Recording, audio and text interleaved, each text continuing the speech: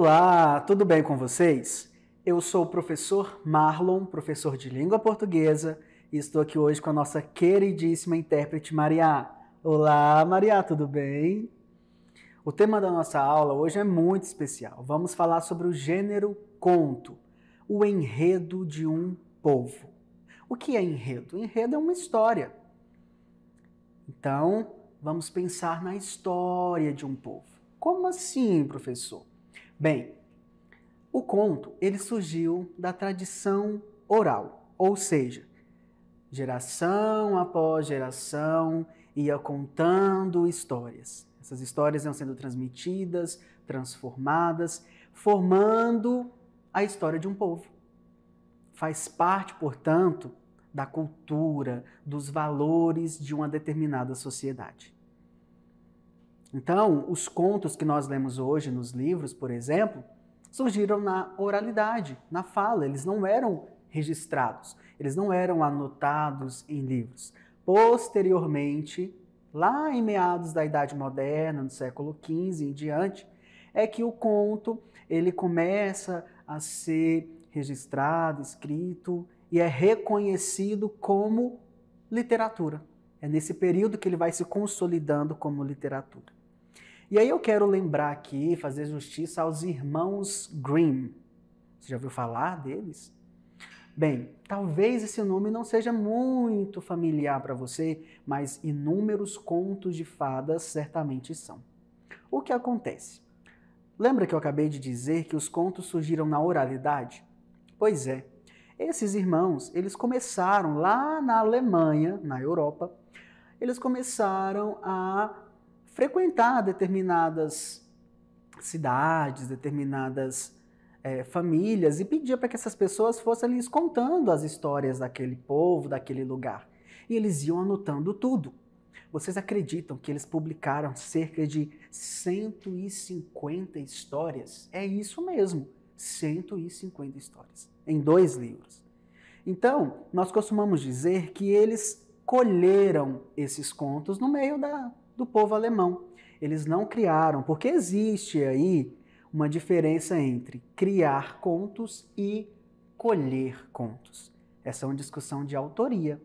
O autor é aquele que inventa a história.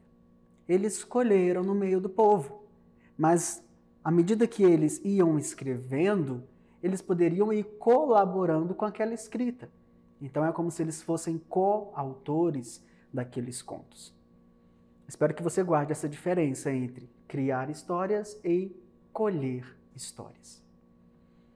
E aí, para nós definirmos o gênero conto, há uma certa complexidade. Por quê? Porque existem algumas características que são próximas e outras muito relacionadas ao estilo de quem escreve essas histórias. Cora Coralina, que foi uma poetisa, contista e doceira da cidade de Goiás, uma cidade aqui do nosso estado, escreveu sobre o que é o conto. E agora nós vamos ler aqui um pouco do que ela fala a respeito desse gênero. Acompanhe comigo a leitura. Nada novo. Ressalva.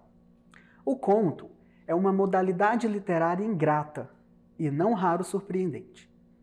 Quando acreditamos, ufanos, que sua motivação, seu pequeno enredo seja original de uma cidade e nossa a primazia de o contar, vemos com surpresa que outras cidades também reivindicam o mesmo assunto e que outros contistas já garimparam na lavra.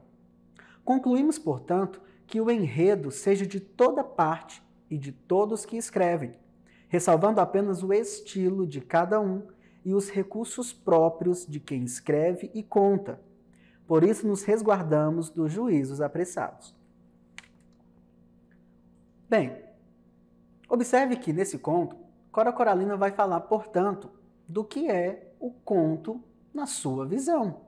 E ela vai dizer que em toda cidade há enredo, há história. Todo povo tem histórias para contar. E quando essas histórias são contadas, são transformadas em contos. O que diferencia é o estilo de escrita do autor. Ainda assim, algumas características, quando nós revisitamos esses contos e estudamos, podem ser observadas. Há diversos tipos de contos. Há os contos mais realistas, os contos populares, os contos fantásticos, de terror, de humor, contos infantis, contos de fadas. Existem inúmeros tipos. Geralmente o conto ele é mais curto, ele é breve, tem poucos personagens e poucos espaços, poucos locais, até mesmo porque não é uma história muito longa, não é verdade? E a estrutura desse conto, ela geralmente é dividida em 4 partes. Há, então, a apresentação do enredo, o desenvolvimento dos acontecimentos, há um momento de muita tensão, que é o clímax, é a parte mais alta daquela história, e o desfecho, com ou sem resolução. Por exemplo, os contos de fadas, eles são sempre terminados com viveram felizes para sempre. Tem um final fechado. Mas existem alguns contos de mistério, de suspense, por exemplo, que nós não sabemos o que acontece com as personagens ali no final. Nós não sabemos qual é a resolução do problema. Isso também é mistério. Percebam, então, essas características. O tempo ele pode ser cronológico ou psicológico, ou seja, pode ser um tempo bem marcado ou não. Então, podemos ter a narrativa mais de acordo com a imaginação de quem está contando a história. E nesse sentido, o enredo ele pode ter uma sequência bem linear ou pode ter uma sequência menos linear. E isso porque o narrador do conto, ele pode ser o narrador personagem, observador, ele pode ser onisciente, ou seja, aquele que sabe todas as coisas que estão acontecendo na história. Vamos ler um conto? Eu convido você agora para conhecer uma história de Léo Cunha, chamada O Sabiá e a Girafa. Observem 2 personagens aqui. Acompanhe comigo a leitura. O Sabiá e a Girafa. O Sabiá. Sabia que o sabiá sabia assobiar? Dizia o meu avô. Sabia que o sabiá sabia avoar? Avoa, avô, avoa. E de ave ele entendia. Mas o sabiá da minha história não sabia voar. Assobiar ele sabia. Mas que mais batesse as asas, o sabiá não subia. Avoa, sou, avoa. O pobre não decolava. Pulava lá do galho, aterrissava na bacia. Não desistia o sabiá. Saltava, caía. Pulava, caía. Tentava, caía. Sabiá na bacia. À toa, sou, à toa.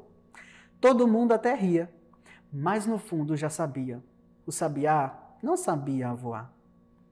Assobiava que eu nem te conto. Antes, o canto de tenor, a cor na noite escura. Depois, o canto de temor, a dor da falta de altura. Cantava que eu nem te conto, o sabiá desencantado. Um dia, o sabiá dizia, um dia eu consigo voar. A girafa. Girafa, o meu avô não conheceu. Nunca teve o prazer, não foi apresentado. Mas o velho, deitado, dizia, filho de peixe, peixinho é. Isso vale para outros bichos. Girafa também é sempre igual. Mas a girafa da minha história era muito diferente. A muda queria mudar, não o mundo, mas a vida. Queria enganar o silêncio que lhe esganava a garganta. Queria encolher a dor de não escolher as palavras. Queria desemudecer. E não bastava soltar umas palavras no vento. Também sonhava em cantar.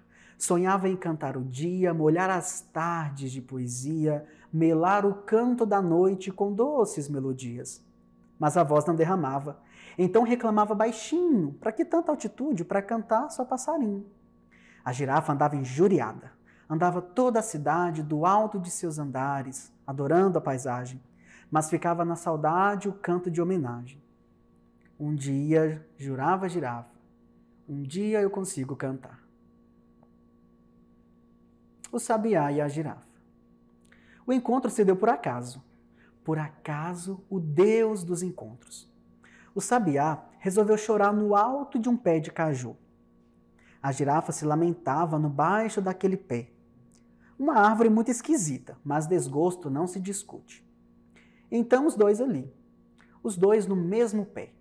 Ela vendo que não cantava, ele cantando que não conhecia. Ele queria saltar nas alturas, ela sonhava a saltar partituras. E a dupla melancolia, ou foi a natureza, tratou de cruzar os caminhos. A sabedoria do vento mandou o sabiá para o espaço, para ver se ele avoava, para ver se acertava o compasso, o sabiá voado. Mas ele caiu de cabeça na cabeça da girafa. Silêncio, sabiá assustado. Contudo, depois do susto, o coitado gostou do que viu. Cada passo da girafa passeava ele no céu. Cada girada do pescoço, um horizonte descoberto. E ele começou a cantar. A girafa ficou fascinada. Aquela voz afinada soltou sua cara amarrada. Desfez a careta enfesada. Ofereceu então moradia ao dono de tal melodia, de canto tão doce e terno. E o canto do sabiá virou o seu canto eterno. O sabiá ficou morando na cabeça da girafa. A girafa namorando o canto do companheiro. Minha história acaba aqui, mas a dos dois continua, sem plateia nem juiz, depois do final feliz. Vejam que linda história. É um conto.